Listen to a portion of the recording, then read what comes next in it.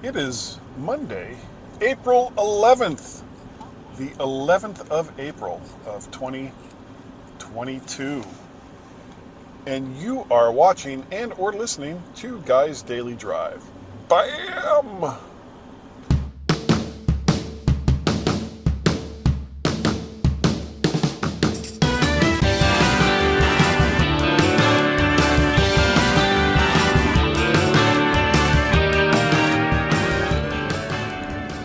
And good morning and welcome to a very glary, and it's like flashing on and off here in the car, the sunlight.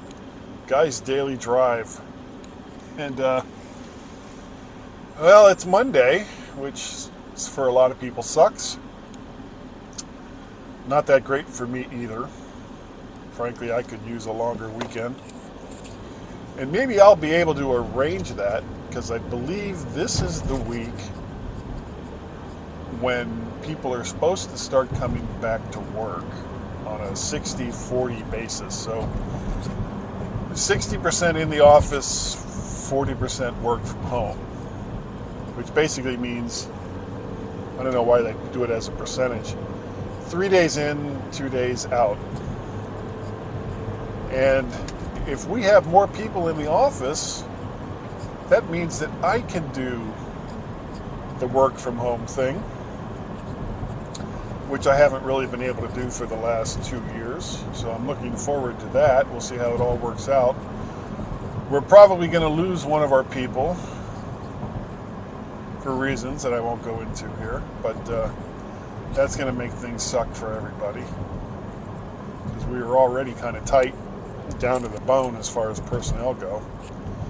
But what I really wanted to talk about today, and I was reminded of it as I was starting the drive today,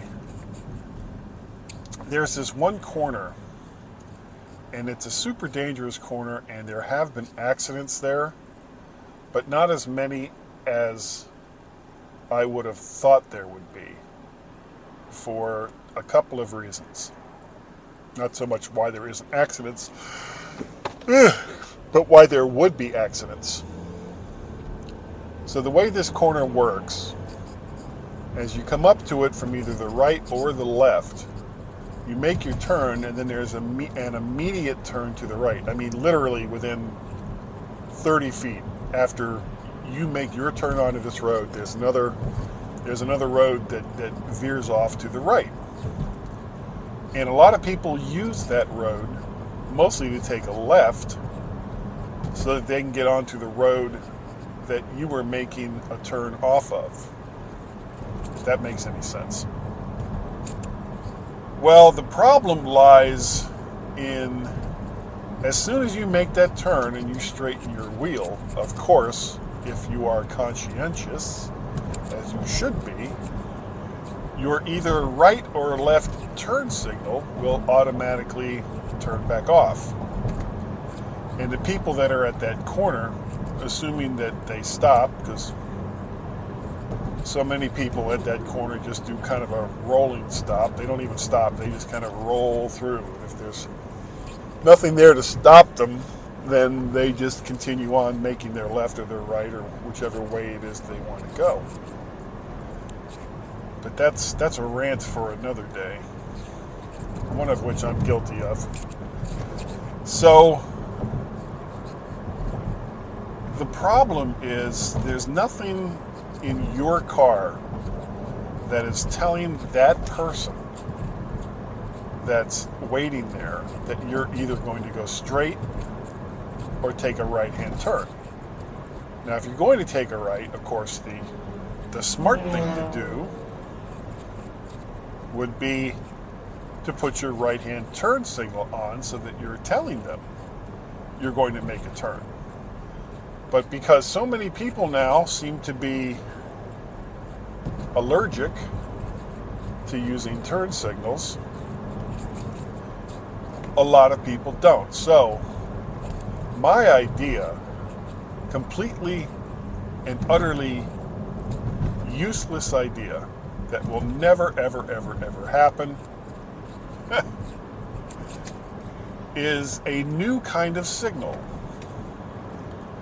And what this signal does is it tells people ahead of you that are waiting at a particular corner that you're not going to take a right, you're not going to take a left, you're just going straight on through. And I'm not quite sure how that would work. You can't have blinkers. They can't just constantly blink as you're going down the road, because that's what the hazards are. So what kind of signal could you use to tell someone that you're not going to turn and that they should stay at whatever corner it is that they're at so that there's not an accident? And it's the only thing I can think of is an arrow like just underneath the grill of your car.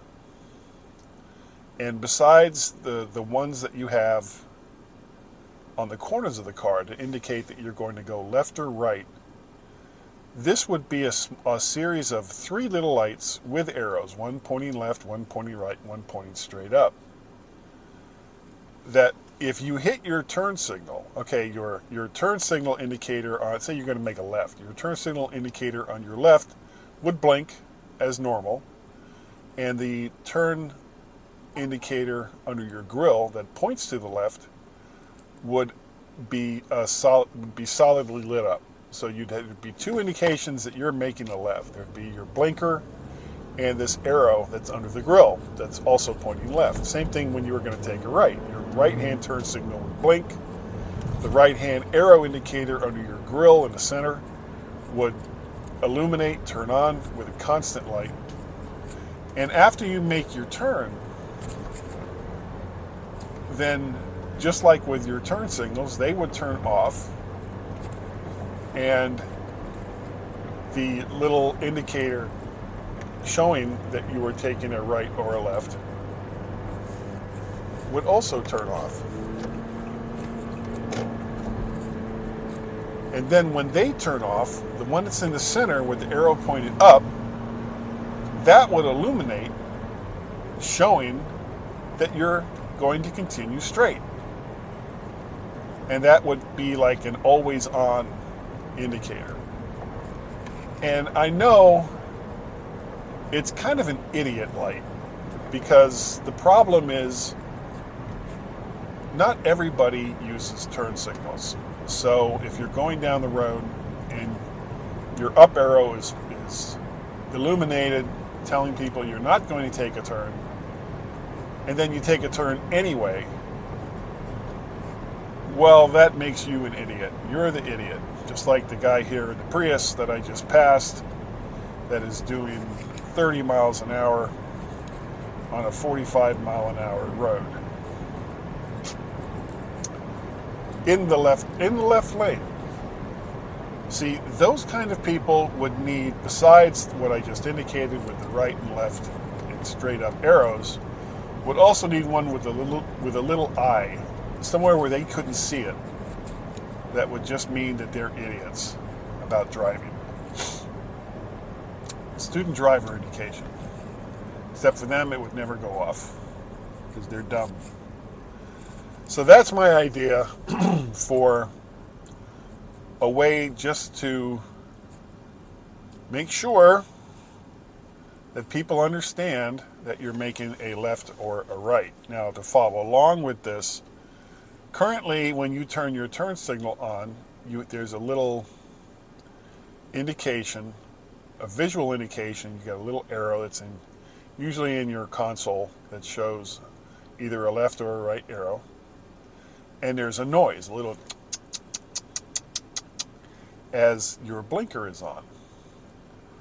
Well, maybe we need more than that, because so many people use their turn signals, especially if they're changing lanes,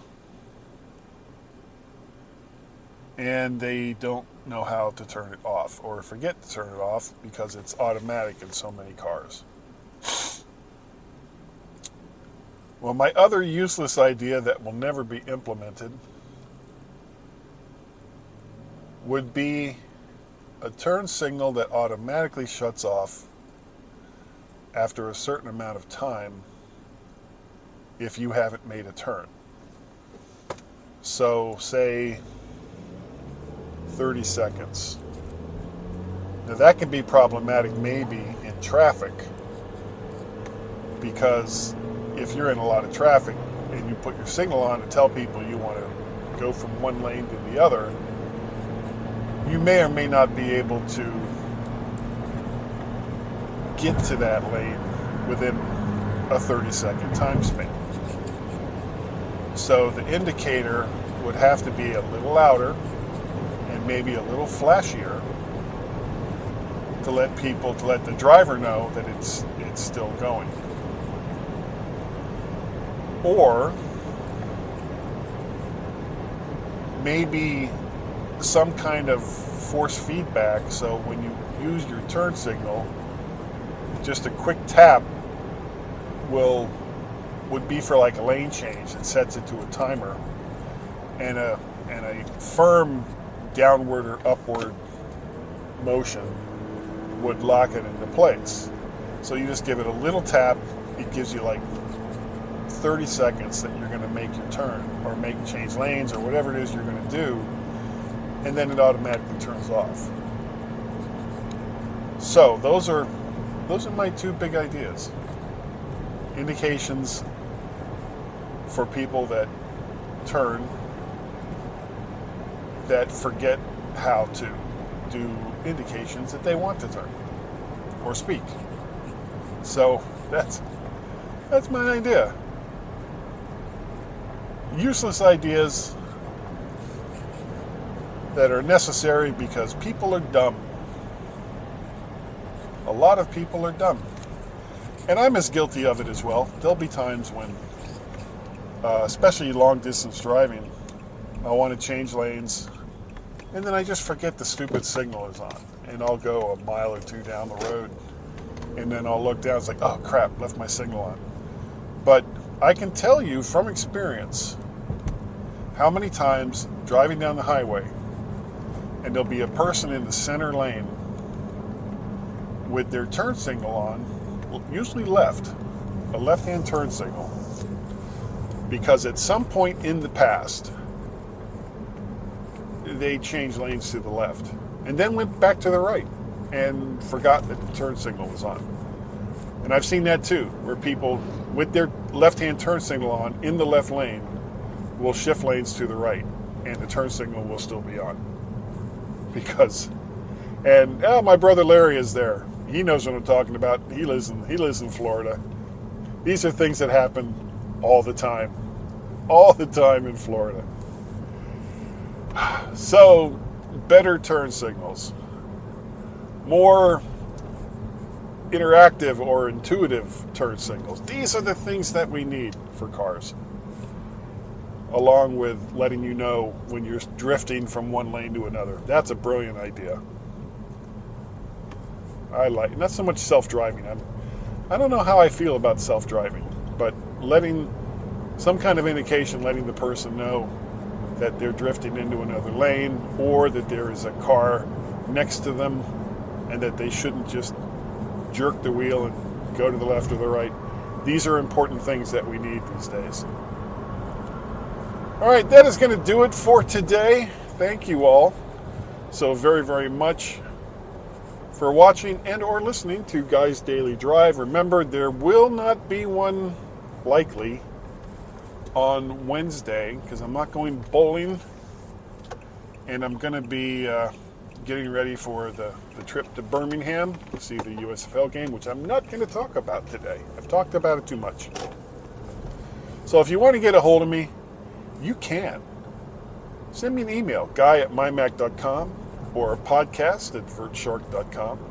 Vertshark.com is where you can go to see all of the odds and all of the vids. They're all right there. If you want to just watch the vids, you can go on over to the Tubes of You. Look up VertShark, that is my channel's name, and you can like, share, subscribe.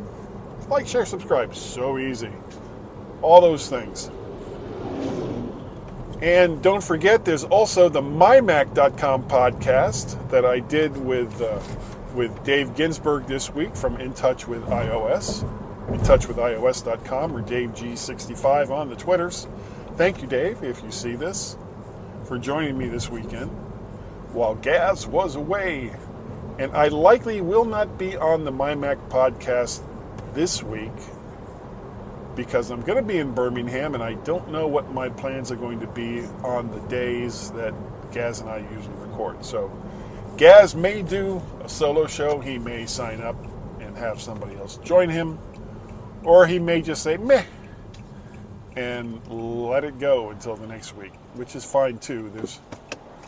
There's not really a ton of stuff going on right now. We're in the doldrums of early spring, waiting for between like the last major announcement and WWDC, which is in June. If you'd like to help support the things that I do, you can go over to Patreon, patreon.com/MacParrot. You can go on over to Coffee, what is it? Oh, coffee.com. I can't even remember now. Coffee. It's K something.com. Coffee.com. Buy me a coffee, but I think it's coffee with a K. I'm having a senior moment. You can also pay a pal by going over to paypal.me/MacParrot. And Twitter, MacParrot and VertShark over there on the Twitters. That is going to do it for today. Thank you all so very, very much for joining me. I appreciate the fact that you are here. And I will see all of you next time right here on Guy's Daily Drive. Bye-bye.